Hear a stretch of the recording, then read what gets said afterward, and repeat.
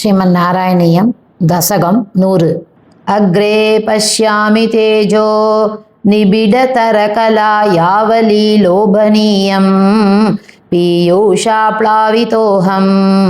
तदनु तदुधरे दिव्यकैशोरवेशं तारुण्यारम्भरम्यं परमसुखरसास्वाद रोमाञ्चिताङ्गैः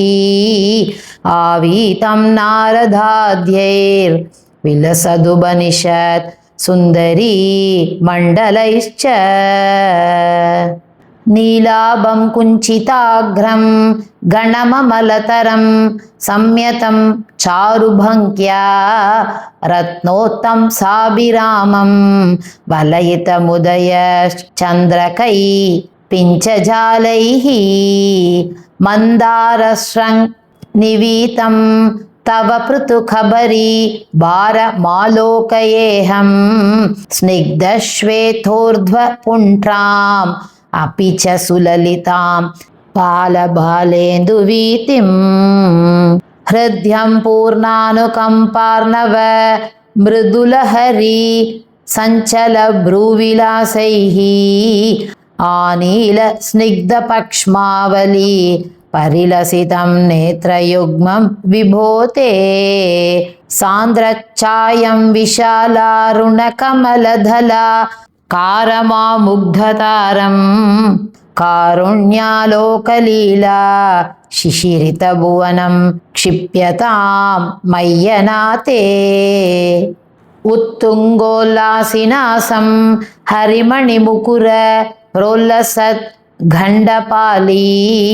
व्यालोलत्कर्णपाशाञ्चितमकरमणि कुण्डल द्वन्द्वदीप्रम् उन्मीलदन्तपङ्क्ति स्फुरधरुणतर छायबिम्बातरान्तः प्रीतिप्रस्यन्दिमन्दस्मितमधुरतरं वक्त्रमुद्भासतां मे बाहुद्वन्द्वेन रत्नोज्ज्वल वलयभृता शोणपाणिप्रवाले नोपातां वेणुनालीं प्रसृतनकमयो काङ्गुली सङ्गसारां कृत्वा वक्त्रारविन्दे सुमधुरविकसद् रागमुद्भाव्यमानैः शब्दब्रह्मामृतैस्त्वं शिशिरितभुवनैः सिञ्च मे कर्णवीतिम् उत्सर्पत्कौस्तुभश्री ततिभिररुणितं कोमलं कण्ठदेशं वक्षश्रीवत्सरम्यं तरलतरसमुद्दीप्रहारप्रधानं नानावर्णप्रसूनावली किसलयिनीं वन्यमालां विलोलल् लोलम्भां लम्भमानाम् उरसि तव तथा भावये रत्नमालाम् अङ्गे पञ्चाङ्गरागैः अतिशयविकसत् सौरभा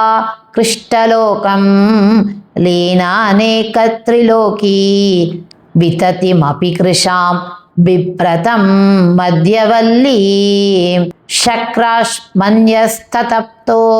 ज्वलकनकनिभं पीतचेलं दधानं ध्यायामो दीप्तरश्मि स्फुटमणिरशना किङ्गिनी मण्डितं त्वाम् ऊरु चारु तवोरु गणमसृणरुचौ चित्तचोरौ रमायाः विश्वक्षोभं विशङ्क्य ध्रुवमणिचमुभौ पीतचेला वृथाङ्गौ आनम्राणां पुरस्तान् न्यसन धृतसमस्तार्तपाली समुद्गच्छ चायं जानुद्वयं च क्रमभृतुलमनोज्ञे च जङ्घे निषेवे मञ्जीरं मञ्जुनादैः इव पदभजनं श्रेय इत्यालपन्तं पादाग्रं भ्रान्तिमज्जत् प्रणतजनमनो